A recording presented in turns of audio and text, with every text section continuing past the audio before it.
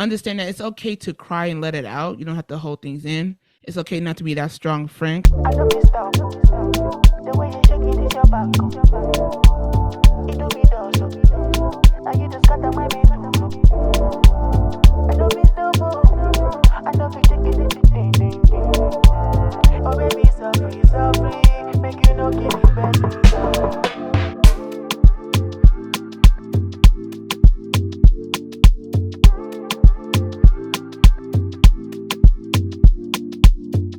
What's up, everybody? Welcome to another episode of yours truly, Black Coffee.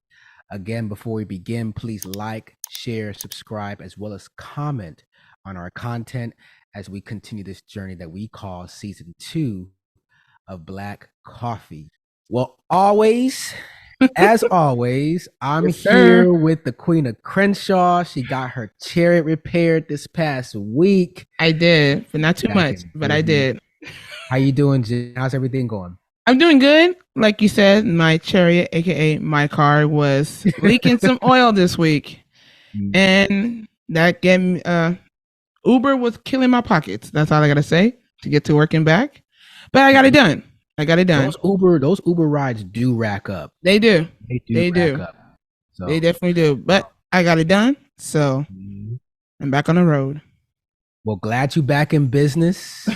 Now you can visit your kingdom down in Crenshaw. Here you go. 4th and Florence down in LA. I would say not you giving them my address. But but you good. You good. We don't want anybody going to the palace down there. But summer is briskly approaching. It's already May. Allergy season. Oh my God, Jane. Let me tell you. Benadryl, Zyrtec, Claritin. Yeah.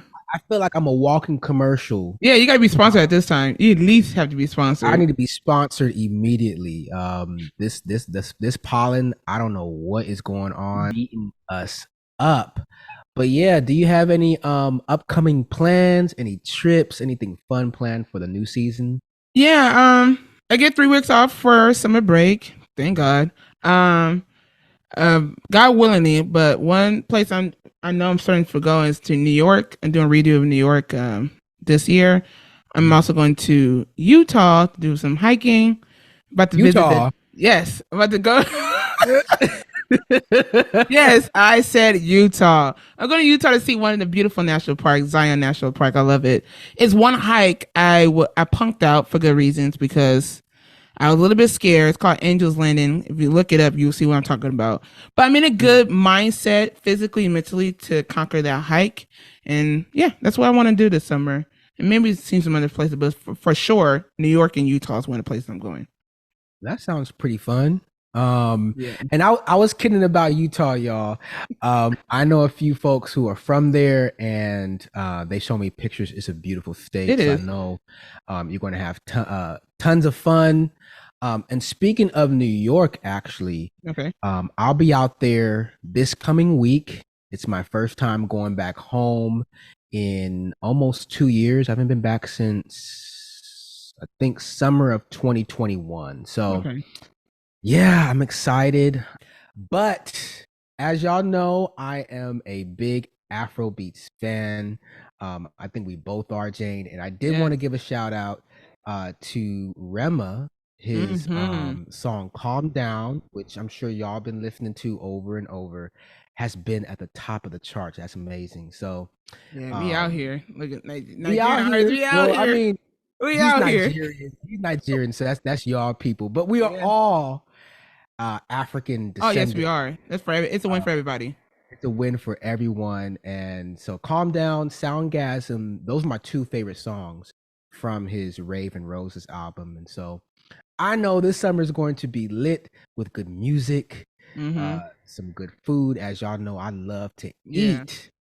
I know last time you said I eat very scary. You eat scary. You eat like a preteen who just got his growth spurt. Like it's like, God, the food gonna be here. It's okay. It's gonna be here. But hey, 190 pounds. I gotta maintain. And so finally, we have reached the topic of the day, mental health. So, Jane, May is Mental Health Awareness Month. And this has been a topic that has been on our hearts for some time. Reason being is because, for one, more than 1 in 5, so that's what, over 20, about 20% of Americans live with mental health issues or mental illness. And this is according to the National Institute of Mental Health.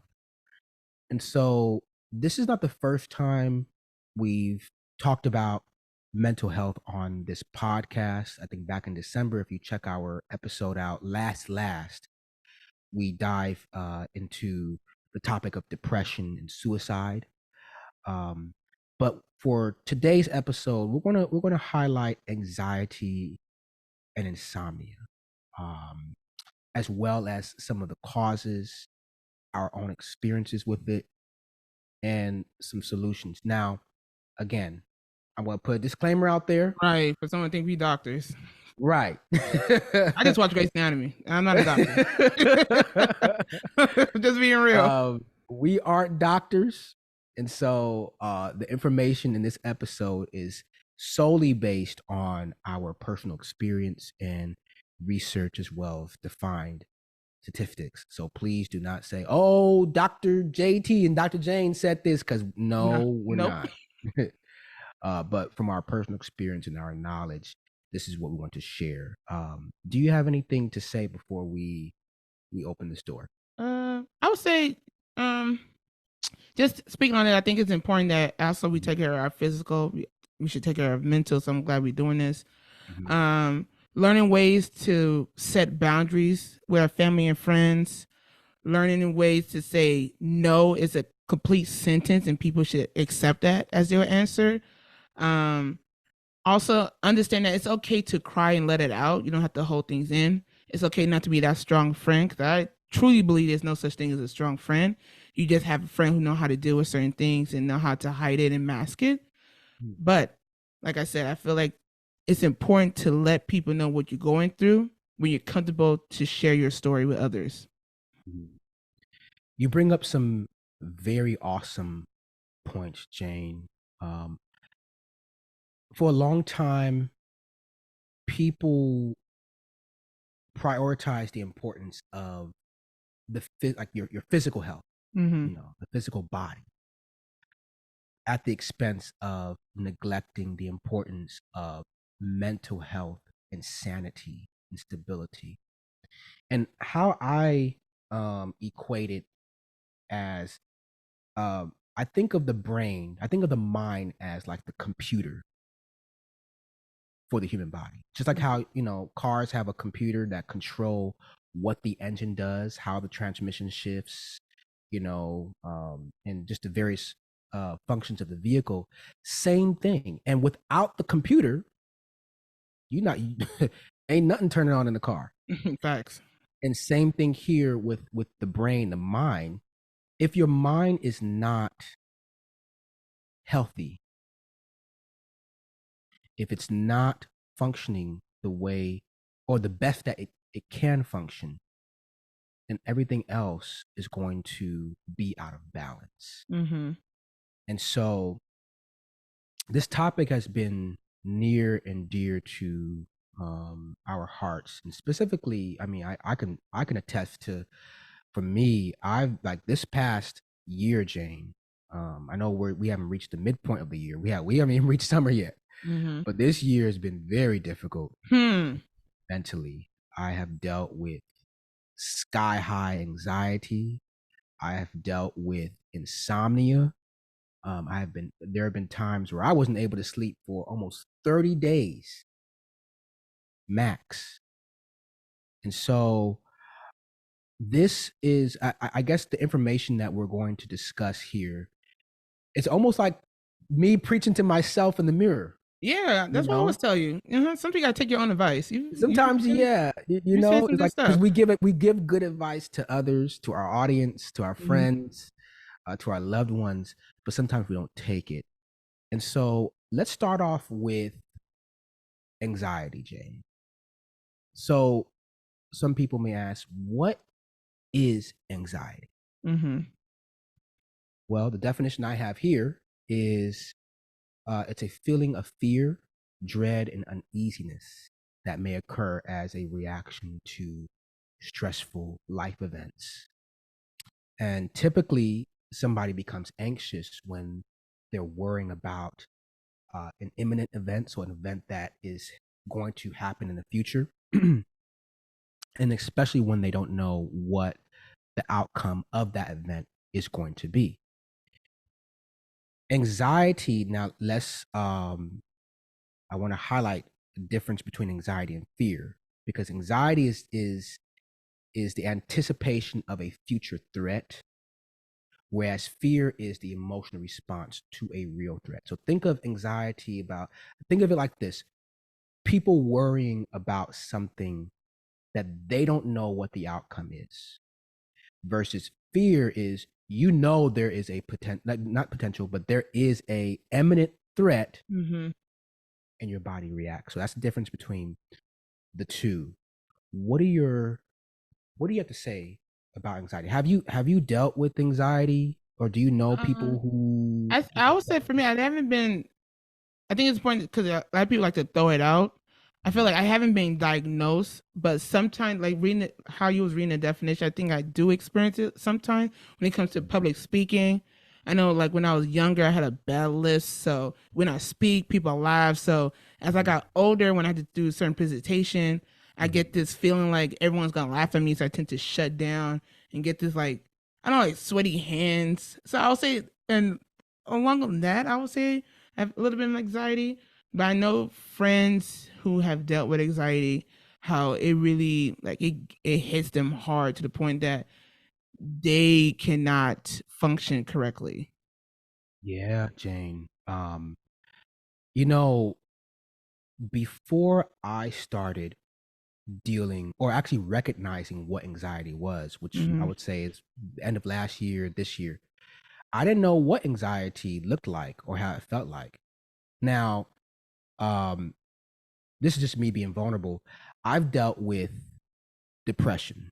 That's something, chronic depression is something that I cope with on a regular basis. And I've learned how to, over time, I've learned to deal with it in healthy ways.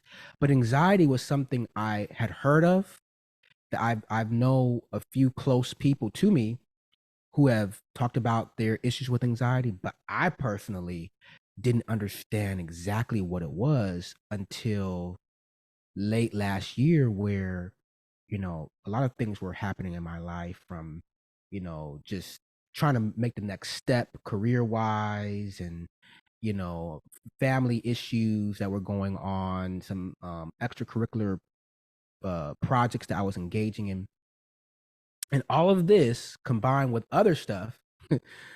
I started feeling like nervous, Mm-hmm. and I had like this sense of impending danger. Like I would wake up with my increased heart rate, Mm-hmm. and just I'm always thinking. I'm like, what is this? I know it wasn't depression, because depression, like, yeah, I would feel down, but I can at least fall asleep.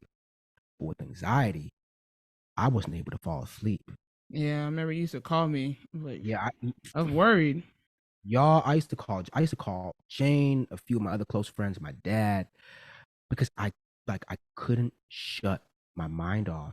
And statistics wise, 30% of US adults experience some form of anxiety in their lifetime. Mm-hmm. That's a lot. That's almost a third of the American population. I wonder how this number got higher due to the fact that people were in their house for so long due to COVID. Ooh, Now they have to reinsert themselves to the public now. Have that the anxiety got worse or better? ooh, Jane, I think you bring up a, I think there's several reasons for Okay. why uh, we've seen this number increase. But I think that's a huge factor, because it seems like since 2020, more people have been vocal about their experience with some form of anxiety. Because when you think about it, James, when you're isolated from the world, when you're isolated from family and friends, when you're isolated from socializing how you normally socialize, you can only imagine what that does to your emotional stability and your mental stability. Mm-hmm. Because humans, we're social creatures. Yeah. We're That's meant to true. socialize. We're meant to thrive in communities. And so when you um when you're alone, like how when we had to quarantine for almost 2.5, 3 years, that changes the psyche. Feelings of loneliness, Mm-hmm. feelings of being far away from your loved ones, not being able to fulfill that need for socializing. And so I think that's a huge one. Mm-hmm. Um, in addition to social media. Yeah.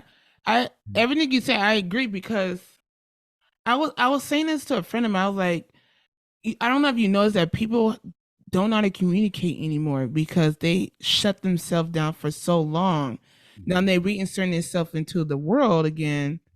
They just freeze up. And I'm just wondering, is this the reason why your anxiety is getting worse?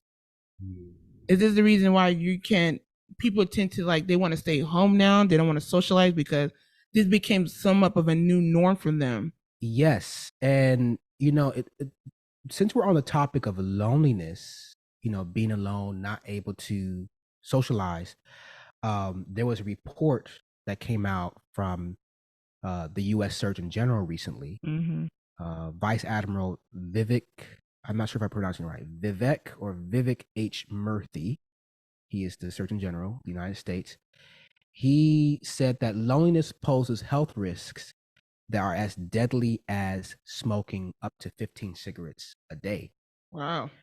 And while people may question, really? No, I actually think that that's very true because nowadays we have isolated ourselves, we have disconnected in ways that probably have never been seen before. Mm-hmm. Mind you, the whole world was quarantined. And so you can only imagine if that's how it affected us. We've seen a world, prior to the pandemic and then now post pandemic. Just imagine the kids, the Hmm. pandemic kids, as they say, Man. um, what the effect is on their social skills. And let me ask you, Jane, as someone who works in the education system, what have you seen in terms of, kids and their mental health, their behaviors, their socialization skills? Have you seen anything different, let's say, uh, before the pandemic compared to now? um, that's a good question. From my observation, kids who were born during that time or were like 2 or 3 when everything shut down, you see how they were so attached to their parents. Now, when you drop them off at school, they're crying. They're so attached to their moms. They don't want to do nothing else. They don't know how to control their feelings. They lash out.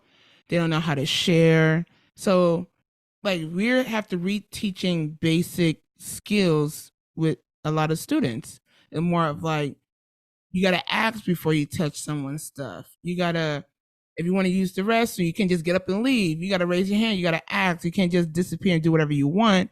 Because let's be real, what raised most of these kids were computers and TV. So we have to reteach them like the basic skills of communicating your feelings, understanding when we say no, we're not saying it to hurt your feelings. There's understand there's a time and place for everything. So yeah, I do see a difference between kids before pandemic and after the pandemic. Mm. Now, I mean, to play devil's advocate, could someone say, I mean, those are issues that normal kids just have? I mean, regardless of the pandemic, or you've seen some marked differences? Yeah, I would say yes. what you say is true. You could say that, but also if you in the classrooms and you see how it is before the pandemic and after, there's a big difference. Because when you tell a child no now, it's like their whole world is over. It's like, Yeah. And even besides kids, I think now we've been seeing more and I don't know if it's because of the availability of social media or whatnot, which we'll get to next. But I've been seeing more videos of kids now, usually like middle school, high school kids, abusing teachers. hmm, I think I saw today a teenage girl, pepper spray the teacher. yeah, pepper sprayed her teacher because he wanted to take her phone because she was using it in class. She was cheating on the Or, test. She was cheating on the oh, is test. that Yeah. now? I know some people who cheated on their tests. Like they say, Hey, you I better cheat wasn't and part of repeat. that crowd. You I better wasn't cheat and part of that. repeat. I wasn't part of that crowd. That's my Mhm. third disclaimer because I know my dad's probably gonna be watching this. I'm like, I hope he wasn't doing that. Mhm. But yeah, it's like I don't know if we're documenting it more, the behaviors, the mental and social behaviors of children and adolescents coming up, but it does seem like it's turning for the worse. Well, you gotta understand that a lot of people are so attached to their phones nowadays. Kid, Mhm. like I know every kid I know or been across, they all have tablets.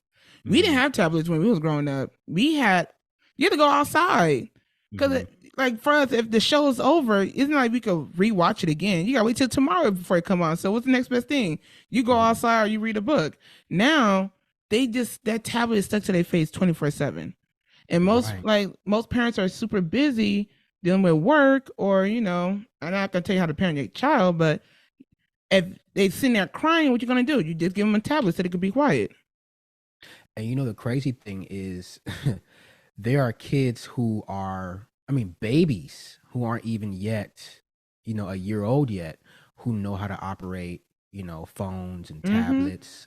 My nephew was 11 months old, I think, and he was able to find Elmo on YouTube. So I know that's a tangent, but it does bring up another huge reason for the increase in mental health issues that we've seen in the past few years. So the first one we talked about was isolation and loneliness. Now let's highlight social media Hmm. and the detrimental effects it can have on mental health. Oh baby, so free, make you no give me better.